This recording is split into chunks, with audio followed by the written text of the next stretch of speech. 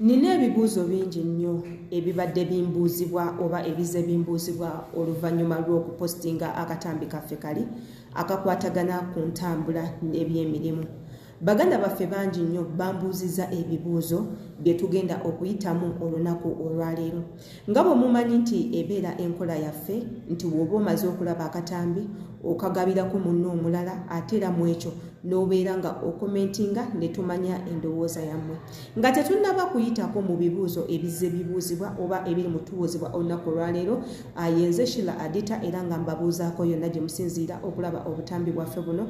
Bw'oba obadde tunaba tufollowinga ku mitimbagano gyaffe tufollowinge, ojje ne ku YouTube obeere nga osubscribinga ne ku TikTok gye tuli, era nga twogera ku nsonga zino eno ez'okuwabula, okutraininga, okusomesa, okukansolinga baganda baffe abagenda emitala w'amayanja okukola oba nammwe abeetaaze okugenda okukola wano woyina okutusanga by'olina okumanya olina bijja wano eno ku peegi yaffe. Tugenda tandika n'ebibuuzo ebitubuuzibwa abali eyo baagala kumanya, abeetaaga okugenda okukola baagala okumanya ebibuuzo bino. Teekako n'abo abali ku mirimu gyabwe nga bakola baagala okumanya ebintu bino eno.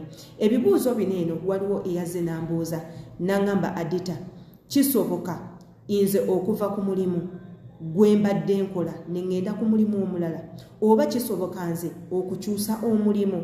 Twogera ku mirimu nga ki? Oyinza okuba eyo ng'oli mu nnyumba ya mukama wo oli mu kukola ng'omukozi w'ewaka, naye ng'owulira oyagala kukyusa ove mu ogwo omulimu, oba ogende mu mulimu gw'okusomesa, oba ogende mu mulimu gw'okulongoosa, oba ogw'okufumba naye nga tomanyi.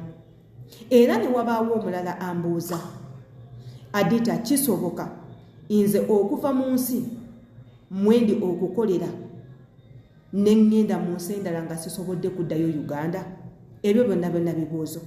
Era ne wabaawo omulala ambuuza n'ambuuza, Adita, musobola okugaba travel loans oba musobola okuleka omuntu n'agenda emitala w'amayanja n'akola nga mumubanja ng'asobola obbasasula mu mpolampola oba mu kibanja mpola, osobola okuleka omuntu n'agenda okukola ku kibanja mpola? Ebyo byonna bibuuzo by'abantu baffe. Era ne wabaawo omulala abuuza, abaana abalina C-section, ntegeeza abakyala abalina C-section, abatamanyi C-section be bano abakyala be basaze obusazi nga bazaala. Era oli ng'agamba abalina C-section mubakkiriza okugenda okukola, mubakolako ne mubakkiriza okugenda okukola emitala w'amayanja, nabo ne babeera nga beenogera ku ssente. Nga tetunaba kweyongerayo nnyo na bibuuzo byaffe, njagala okijjukire nti ebibuuzo bino eno bikulu nnyo eri ggwe alaba akatambi kano, era saagala obeere ng'obibuusa maaso. Njagala owulirize bulungi. Muyinza okubamu ekibuuzo nga naawe weetaaga okukimanya, olw'okuba nti oyinza obutafaayo ekibuuzo kino ne kikuyitako, naye ate nga gye bujjeyo mu maaso kyekibuuzo kye wandyetaaze okuba nga omanya ku lulwo oba ne ku bantu abalala ng'osobola okubayamba ffe bwe tutali. Ekibuuzo ekirala oli yambuuzizza, waliyo mirimu ki emirala gye musobola okufunira abantu? Waliyoko emirimu emirala ng'ovudde emirimu ffe gye tumanyi ffe gye tulowooza nti gye giriyo emirimu ng'okola ewaka, simanya genda kulongoosa n'ebintu ebirala? Ye neyo question bagibuuzizza, waliyoko emirimu emirala ng'ogyeko ffe gye tumanyi? Era omulala n'ambuuza n'aŋŋamba, Adita, nsi ki gye nsobola okugendamu okukola nga bamaze okunteekako bbaani mu ggwanga lye mbadde nkolamu?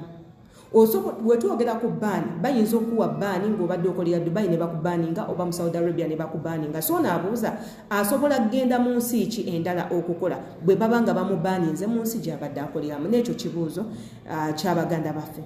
Waliwo n'ekibuuzo ekirala. Oli ambuuzizza ekibuuzo, Adita, GCC country kitegeeza ki?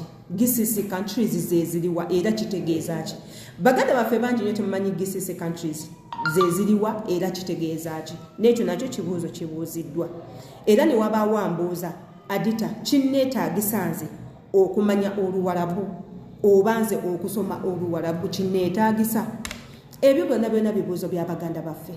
Ebibuuzo bino eno bimbuuziddwa, tugenda kuba nga tubiddamu kimu ku kimu, naye tujja kutandika okuddamu ebibuuzo byammwe wabula naawe ali eyo ayina ebibuuzo ebirala nga bikwatagana ku kukola munnange jangu obeere nga otubuuza tujja kuba nga tukuddamu tugenda bbanga tubaterayo akatambi kamu ku kamu nga kannyonnyola ebibuuzo bino ebitubuuziddwa. Yenze Sheila Adita mwebale kubanga mutwekuumirako gwonna tannabatwekuumirako tukusaba n'obuwombeefu jangu otwekuumireko subscribinga ku YouTube channel yaffe ng'okozesa linki okwate ne kadi nga buli video gye tuteekayo ekutuukako ate era ku Facebook following Sheila Adita page ku TikTok Sheila Adita page ayagala okunkubirako jangu ku Instagram onkubireko ng'okozesa video call tubeere nga twogeramu embagalanyi.